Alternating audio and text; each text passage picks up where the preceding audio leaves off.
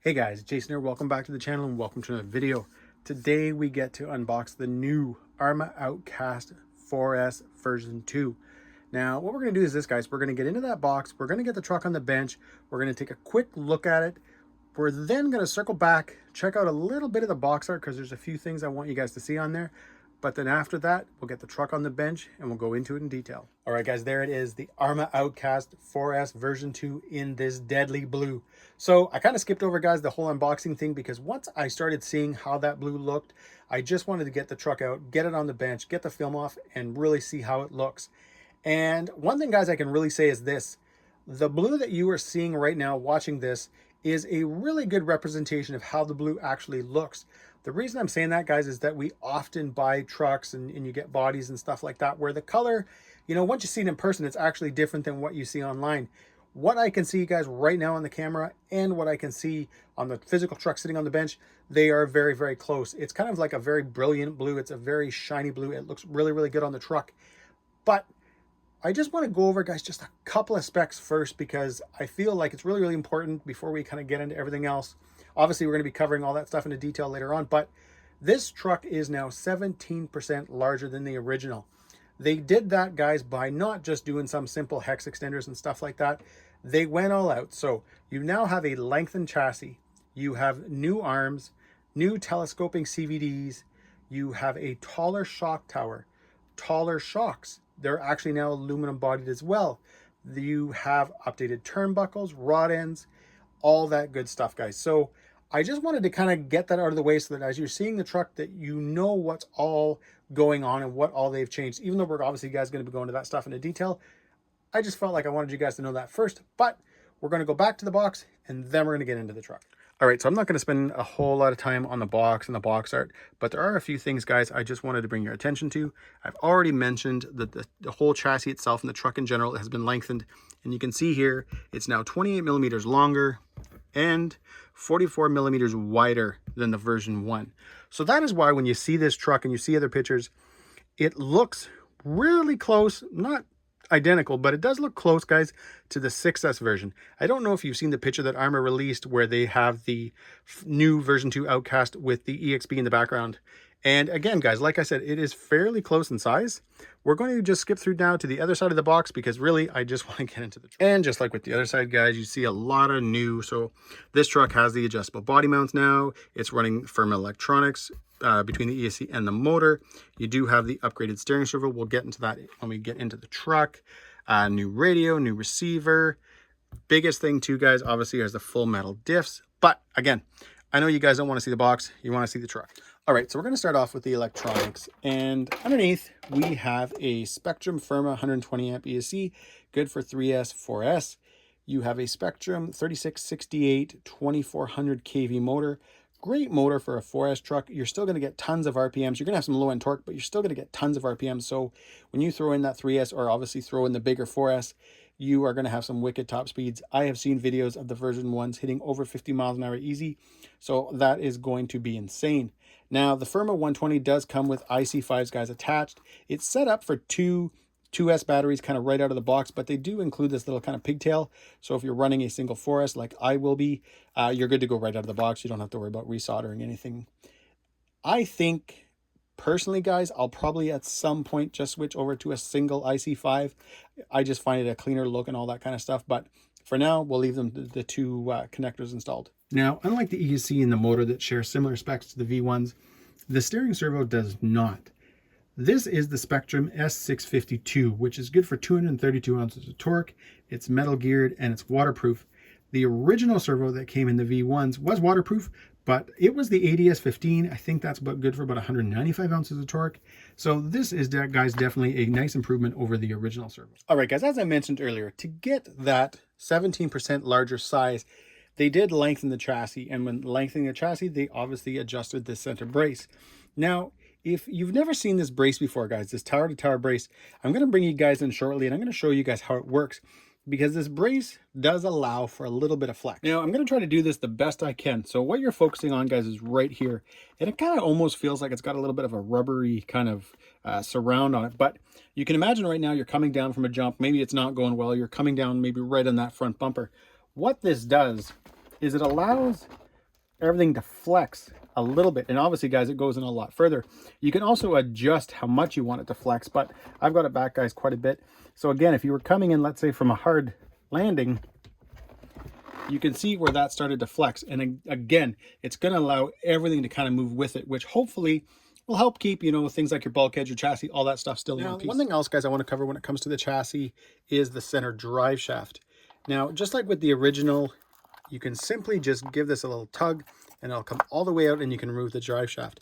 Now, why that's important is to adjust your slipper is back here. So after you pull this all the way out, you can basically put your Allen key in and you can snug up your slipper. Easiest way is just to set the Allen key in, roll the truck forward, and you're good to go. When it comes to a slipper, guys, and I'm going to kind of stress this a little bit, make sure it's tight. Snug it right up and then maybe back it off, guys, like an eighth of a turn or a quarter of a turn, because what happens with a slipper is a slipper works really well. I've had tons of trucks, guys, with slipper clutches, and I don't have an issue with them at all. But if your slipper gets loose and you start to slip, and you'll feel it, you'll even hear it, at that point, you just want to stop and you want to snug it up right away. Running a truck with a loose slipper, like too loose, one, you're going to ruin the slipper, everything's going to get hot, and it's just going to be bad news, and you're going to end up having to replace it. So again, if you get your truck out and you notice, hey, you know what, you can hear it slipping, and it'll be really obvious, guys. You're going to hear it, you're going to, you know, pull the trigger in, and you're going to gun it, and it's going to kind of almost like, I don't want to say stall, but it'd be like kind of like riding a clutch, I guess you can say, like in a real one-to-one car. Just make sure, again, snug it up all the way, back it off maybe a quarter of a turn, and you'll be good to go. All right, so I went ahead and removed all 4 tires because I got to bring you guys in closer to check out the suspension, because there are a lot of updates when it comes to the suspension on this truck. So like I mentioned at the beginning of the video, they did widen the truck as well as lengthen it. To do that, they gave us new arms, new adjustable turnbuckles, and telescoping CVDs. Now, they refer to these CVDs as an EXB CVD. And the one thing that it comes with, guys, that I'm going to bring you guys in a little bit closer to check out is you now have a steel coupling. You can see it. Hopefully we can focus in on it right in there. So definitely, guys, a huge plus. This is composite plastic. For those that don't know, composite plastic is plastic that's just kind of mixed with a different chemical that actually adds a lot of strength to your generic plastic. Now, the one thing that ARRMA did not change on this truck, and I guarantee you nobody thought that they would, is the ARRMA D-Boots backflip LP tires. These are a fan favorite. We run these tires on so many different trucks. They are very similar, guys, to the 6S tires. They're just obviously smaller. They're a lower profile, but they still, guys, have the 17mm hex. Now, on the version 1, it's still mounted to a 17mm, but you had like a nut and like almost like a little washer, and it was kind of like a little bit of a wonky design. I know a couple other companies do it, but with the V2, they switched to having, again, the 17mm hex and a 17mm wheel nut. So there's no goofy attachment. There's no like washers or anything like that. You know what? Those are the type of things, guys, that I love to see, because I know that if I was to buy a truck, I'm going to want to swap that out right away, and I'm going to spend the money just to make something more convenient. The fact that I don't have to use a small wrench and I can use my, you know, the 17mm driver I've been using for probably like 20 years is a huge plus. So again, thanks ARRMA for doing that. Right, guys, while we're up here at the front, we now have aluminum body shocks, which is definitely, guys, a nice update. You still have the little spacers in the shock to adjust your ride height, but I don't really think that's, guys, too much of a big deal. Once you get your battery in, you set up everything the way you want it, and at that point, you're not really going to be adding to it. So I don't have a problem with that. And if anything, you know, once your shocks start to get like super dirty and you try to move those collars, it doesn't happen. So in some way, guys, this is actually a little bit easier. You also have, guys, I'm just going to bring you guys quickly in so you can see right out of the box, you got sway bars too. So that's not something that you have to add later and deal with the installation and all that kind of stuff. And you know what, guys, to be honest, I am not a great sway bar guy.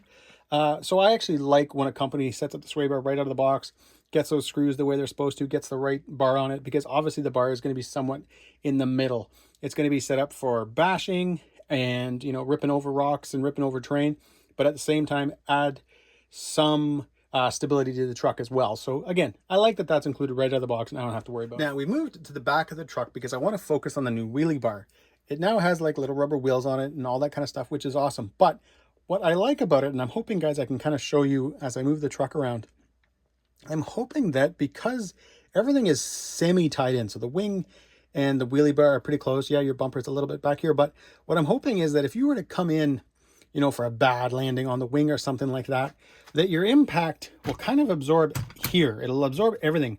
I have a tendency, if you've watched any of my other videos, I have destroyed wheelie bars on the back of a lot of trucks. So I like how these two pieces, guys, the wing and the wheelie bar, are kind of close together, hoping again that, you know, in the case that if you do a bad landing, that that impact will kind of be absorbed between a few components. And then yes, guys, like I mentioned, you've got the bumper down here. You have these little wear screws on the top of the wing, right there, there, and there. And again, you know what, you roll, if you're ripping, you know, let's say on pavement or concrete or something like that, and you roll the truck, instead of, you know, demoing in the top of your wing, you'll kind of demo in these screws, which will help. Obviously, guys, they're steel screws, so they're not going to just shred like as if they were like, you know, anodized colored aluminum ones or something like that. Now, one thing that's going to be hard to show, guys, but they did make an improvement to the steering bell cranks. And basically what it does is it allows, I guess, it's a little bit more space. They sit a little bit higher. So it should make it harder for like little stones and little pebbles and rocks and stuff to get stuck in there to bind up your bell cranks.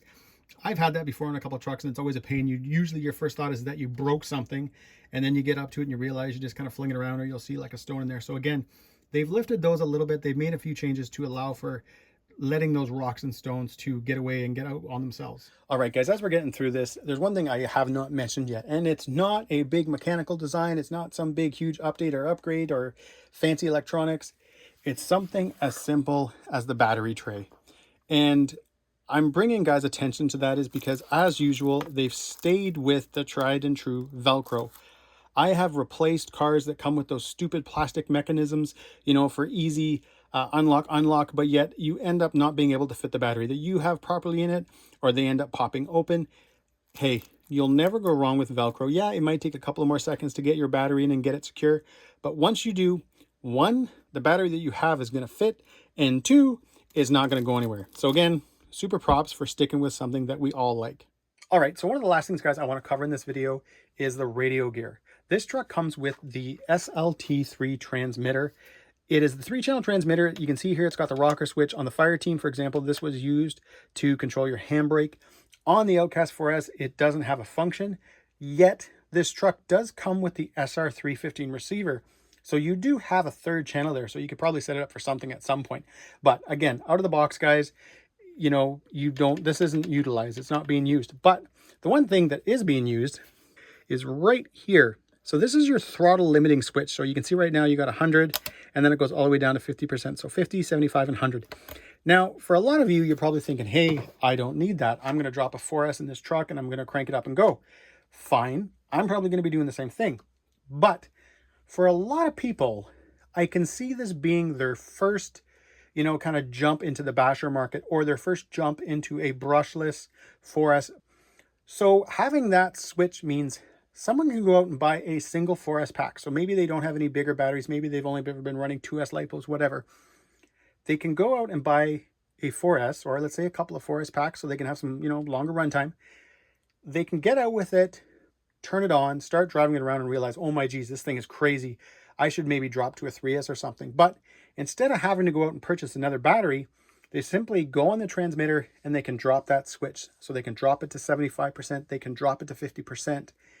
Now, the other benefit to that is, if you're the hardcore guy and you're only going to run this thing at 100%, but let's say you go out with your children someday and they're maybe learning how to drive, or they've never driven before, instead of having to worry about bringing extra batteries or different cells, you know, cell count batteries and stuff like that with you, you know, having to bring a 3S or something, you can charge up your 4S, go out, drop that switch down to 50%, let the little ones drive it around, enjoy it, have some fun. Hey, you've got this nice wide tracked Outcast 4S that is going to be great for them to learn on. But then once they're done, they give you the transmitter back, you slide that switch back over to 100%, and you're off and ripping again. I think, guys, that is a huge plus. I often notice that not a lot of people look at that switch that way, but for me, I do go out with my kids quite a bit.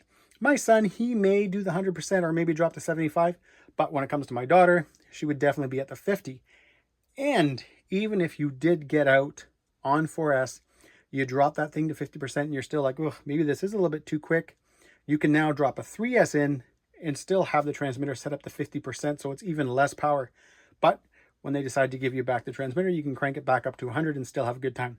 Now, speaking of that receiver, so the Spectrum SR315, That is a dual protocol receiver. So it obviously runs, guys, the SLT, the secure link technology, but it is also DSMR compatible, which means you can take your DX5 Rugged, your DX6R, your DX5 Pro, the rest of those, you know, kind of, I don't want to refer to them as aftermarket radios. They're all Spectrum radios, but they're higher up radios, and you can bind the included receiver to that transmitter. To me, guys, again, that's a huge plus. I'm not having to worry about removing the radio gear at some point and, you know, having to install, let's I say again, guys, a DSMR receiver. You have a dual protocol receiver, so you can easily just bind up your radio and you're off and running. All right, guys, the only thing I've not talked about yet was the manual and the parts bag that comes with the truck. You do get a pretty good little set of tools in here. You got your 17mm wrench for removing your wheel nuts. You got preload spacers for your shocks, all that kind of fun stuff. But I definitely, guys, in here, you have your Allen keys. And the one smaller one is the one that you use for adjusting your slipper clutch. And like I've already mentioned, guys, it's not going to hurt. It's only going to take a couple of minutes. Pull that center drive shaft. Just make sure that your slipper is tightened. Snug it up. Back it off maybe a quarter of a turn, eighth of a turn. You will be good to go. Now, the other thing in here is the manual. I don't often read the whole manual, but I usually try to take a quick little skim through it. The one thing I'm always paying attention for is this little kind of chart right here, showing you your ESC options, basically where everything sits. So on this truck right now, the punch is set to 4, the brake is set to 50%. Hey, I'm good with that right out of the box. I don't like my brake any higher, and at times, guys, I'll even dial it down a little bit. But I'm going to start off with the default settings just to see how that is. All right, guys, there you have it, the ARRMA Outcast 4S version 2. My out-of-the-box impressions, guys, on this truck are very positive. Enough that my expectations for the truck, guys, have actually been raised. Everything I look at, it seems like ARRMA did their homework. They listened to what everybody wanted from, you know, running the V1 and the changes they wanted to that truck. That I really believe, guys, that they've got a solid performer on their hands right now. Enough, guys, that I'm kind of going to be holding this truck a little bit higher than other 4S trucks because, like I mentioned, it just seems to check all the boxes, and it's definitely, guys, I think going to be a lot of fun. I hope to get out very, very soon. By the time you watch this video, there'll already be a link at the end showing my first run. It's not happening right now because even though you guys can't tell, it's 32 degrees Celsius out there, and I don't feel like going outside to melt. But huge thanks to ARRMA for sending me this early release to review. The truck is wicked. There are a few links, guys, in the description. One of them is to ARRMA's website if you want to read up on all the specs. Another link is to the Horizon Hobby website, so you can pre-order it if you're in the United States or anywhere else.